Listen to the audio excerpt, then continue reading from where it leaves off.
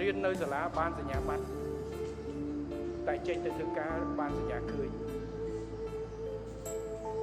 សញ្ញាបត្រយើងរៀនទ្រឹស្ដីនៅនឹងសាលា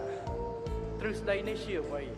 ទ្រឹស្ដីនេះគឺជាបង្គំនៃបទពិសោធន៍របស់អ្នកផ្សេងដែលយកមកបង្គំសំយោគដកស្រង់ចេញទៅជាទ្រឹស្ដីមួយយកមកពង្រៀនយើងចឹងសួរថាតើបទពិសោធន៍របស់អ្នកផ្សេងនេះវាត្រូវសម្រាប់យើងទេ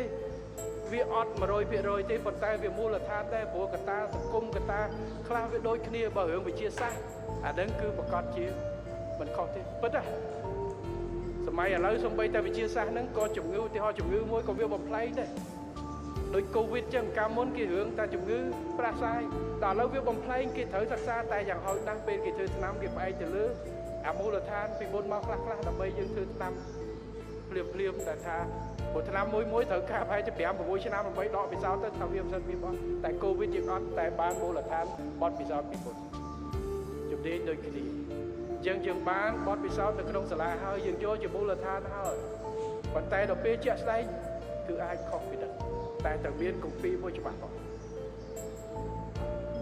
អានឹងដូចនៅក្នុងកងទ័ពចឹងពេលដែលគេប្រើអាវុធគ្រប់គ្រងរៀនដំបូងគឺរៀនវាស់មុំបាញ់ឧទាហរណ៍ថាមើលគោលដៅទៅនោះគេមើលផែនមើលសម្មែលទៅនៅក្នុងរូបហ្នឹងក្នុងសម្មែលហ្នឹងគេមានអាម៉ែត្ររបស់គេវាយតម្លៃថាប្រវែងប្រមាណម៉ែត្រប្រមាណគេកណនាតាមគណិតទៅដឹងថាចម្ងាយប្រមាណទំហំប្រមាណអញ្ចឹងគេវាស់បាញ់អញ្ចឹងអ្នកដែលចេញទៅដំបូងវាស់អាហ្នឹងឲ្យច្បាស់ទៅ